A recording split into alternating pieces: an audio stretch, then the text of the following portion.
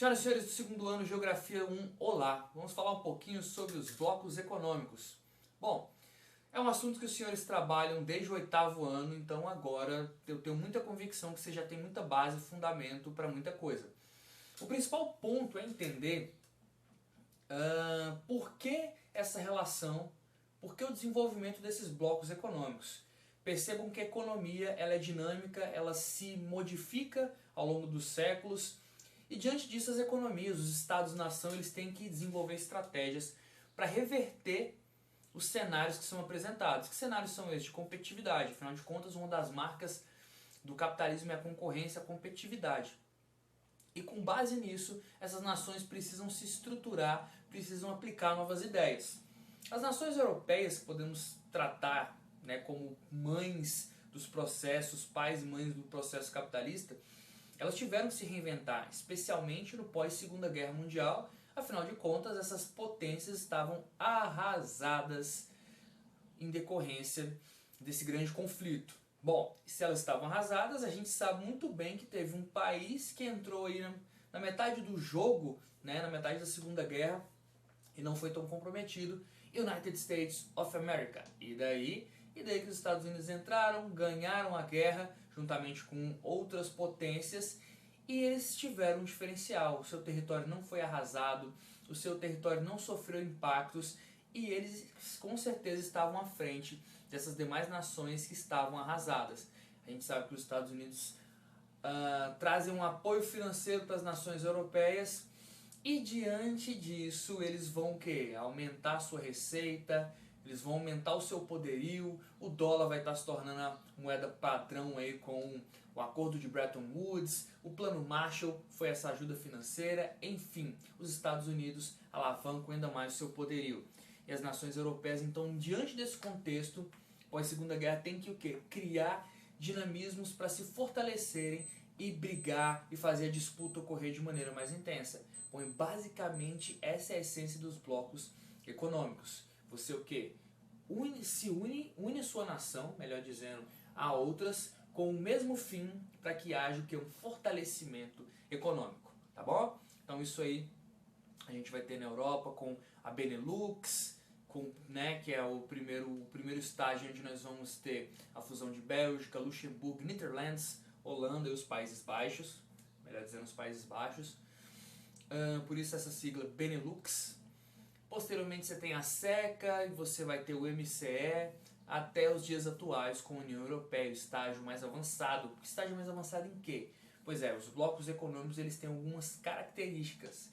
E aí eu quero fazer essa aula em duas partes, nessa parte mais direta e agora a segunda parte que a gente vai falar através do áudio com algumas imagens. Então é isso aí, espero que seja proveitoso e que a gente consiga um ótimo desenvolvimento nesse assunto aí. Valeu! Bom, pessoal, vou começar então com essa pergunta aí. A formação dos blocos se tornou essencial para o fortalecimento e expansão econômica do mundo globalizado. Quais os principais objetivos da formação desses blocos? Bom, percebam que o grande foco aqui está em você fortalecer a sua economia para posteriormente você ter uma competitividade. E não só isso, você ganha novos mercados agora estando mais forte. Mas percebam que esse modelo ele se apresenta como paradoxal, porque ao mesmo tempo que ele quer expandir para novas fronteiras, ganhar novos mercados e estar dentro do contexto de liberalismo, de liberdade econômica, há um desejo também natural de blindar e fechar a sua economia. É bem curioso esse contexto. Fechar como? Fechar entre o seu grupinho, porque afinal de contas, quando nós vemos as características agora dos blocos econômicos, a gente vai perceber o quê? Que esses blocos eles têm tarifas especiais, ou uma das características é o que? A presença de tarifas especiais para quem faz parte daquele grupinho seleto desse bloco econômico. Então, naturalmente, você percebe o quê? Que tem esse contexto de tipo, peraí, você fala uma coisa, mas age de outra maneira, e enfim.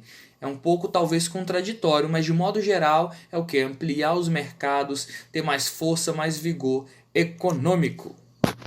Bom, e aí como eu falei, está essa tabela aí com as características dos blocos econômicos. Então o primeiro estágio que você tem, que é o estágio menos complexo, que ele é mais basicão, digamos assim, é a ZLC, a Zona de Livre Comércio. Que nesse contexto a gente vai ter o quê? Eliminação ou diminuição significativa de tarifas alfandegárias, as tarifas, os tributos dos produtos, né, que são comercializados entre os países que fazem parte desse bloco. Então é um estágio que existe uma vantagem, claro que diante dessa zona de livre comércio eu vou estimular o comércio entre essas nações, já que está sendo mais barato. Então, mas ainda é um estágio não muito completo, tá, em relação ao que se pode alcançar como um bloco econômico. Segundo ponto, aí nós vamos ter a união aduaneira, que ela tem o quê? Essas mesmas características, mas existe uma tarifa externa comum. Como assim? É a TEC. Países que são do bloco têm uma dinâmica, um tipo de preço, talvez semelhante aí, ao contexto das LC, mas os países que são de fora têm uma taxação diferente. Então assim, ó, você quer, digamos, a exemplo da Europa, Itália e Alemanha vão ter uma taxação, e se o Brasil quiser fazer um negócio com eles, dentro do contexto, se fosse a União Aduaneira ainda, porque a União Europeia não é mais assim, nós teríamos uma taxação diferente, tá bom? O caso do Mercosul é um bom exemplo também, e por aí vai. Lembrando que eu estou sendo mais objetivo aqui porque eu tenho um entendimento de que os senhores e senhoras já têm esse conhecimento prévio, e com certeza vocês têm pelo fato de estarem no segundo ano. Nesse próximo estágio aí, que é o mercado comum, terceiro ponto da tabela, nós vamos ter a livre circulação de produtos, pessoas, bens, capital e também trabalho. Perceba que a gente teve o quê? Um avanço muito significativo de um processo onde eu apenas tinha diminuição ou eliminação de taxas, onde agora eu posso transitar pessoas, claro, que fazem parte aí do bloco. Eu posso agora ter uma dinâmica, uma fluidez muito melhor para trabalho, para capitais e até bens. Então, observe que processos diversos foram acontecendo e isso foi trazendo o quê? Um maior fortalecimento desses blocos. A União Europeia passou por todos esses estágios e ele está hoje nesse último momento, que é o momento, digamos aí, de ápice, de perfeição. Por quê? Porque agora, na União Política e Monetária, a coisa ficou tão boa que as moedas locais elas são substituídas e passa a valer comercialmente em todos os países membros. Foi o caso da União Europeia, com algumas ressalvas, é claro, é o caso na verdade da União Europeia, e com essas ressalvas que eu disse. Tá claro, teve o contexto recente do Brexit, da saída, mas de modo geral ainda é um bloco com vigor, com força e com poder de competitividade aí no mundo. Detalhe inclusive que houve uma parceria entre a União Europeia e Mercosul, beleza? E também nesse momento da União Política e Monetária é criado um banco central e tem uma política econômica comum para todos os integrantes. Então, destaque aí para esse último estágio. O Mercosul ele quer alcançar isso, mas ainda temos que comer um pouquinho de, abre aspas, arroz e feijão econômico aí, fecha aspas. Vamos trabalhar um pouquinho mais para alcançar isso. É com certeza uma briga desleal se comparar aí os países europeus, afinal de contas, esses países têm vigor e um histórico econômico muito sólido. Bom, e aí, ó, de modo geral, só para a gente confirmar se pegou bem, se você entendeu, dá uma olhada aí, pausa o vídeo e você tenta fazer rapidamente essa aí.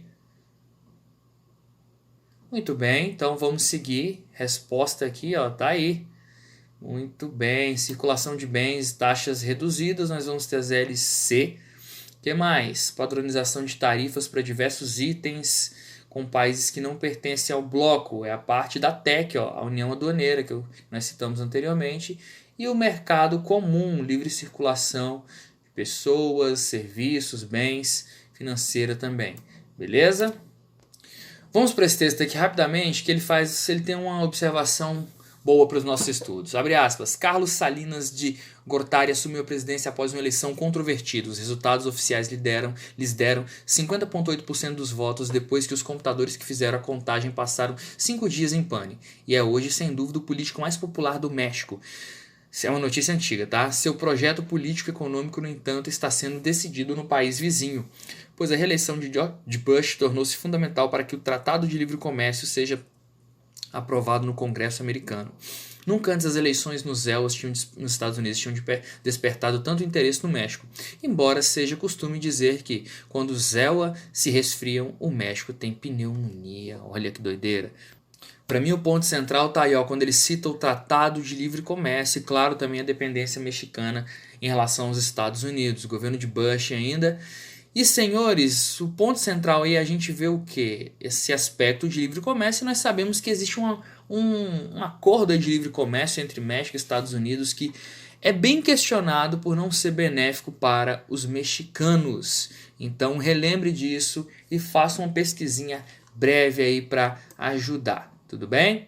Outra notícia importante, ó, a Embraer acionou o Itamaraty para não perder espaço no Cazaquistão, um de seus principais clientes asiáticos. O temor é com a iminente entrada em vigor de sobretaxas para aviões de fora da União Aduaneira, bloco liderado pela Rússia, que inclui ainda Belarus. A partir de julho do ano que vem, aviões, componentes aeronáuticos estrangeiros passarão a pagar sobretaxas de importação, como uma das etapas do acordo alfandegário em vigor desde 2010. Aí vem a pergunta, nesse caso, qual a principal preocupação da Embraer? Gente, observe aí o título da notícia, ó, União Aduaneira liderada pela Rússia preocupa a Embraer. Se é uma união aduaneira, nós sabemos que tem a TEC, a Tarifa Externa Comum. Então, por que eu estou mostrando isso? Porque é um tipo de abordagem importante para a gente compreender melhor esses aspectos aqui, tudo bem? Porque você consegue ver na prática como é que funcionaria numa relação econômica essas características dos blocos econômicos. Muita coisa vocês já sabem sobre os blocos econômicos, mas eu acredito que o mais interessante é você incluir isso na prática. Fala assim, tá, mas como é que eu posso ver isso numa situação real? Bom, estão os exemplos aí. Bom, e para encerrar, está aí ó, uma questãozinha que ela vai resumir de modo geral praticamente tudo que nós falamos, tá bom? Então, façam aí, o gabarito vai ser mandado depois para os senhores e senhoras. É isso, bons estudos, grande abraço e até breve.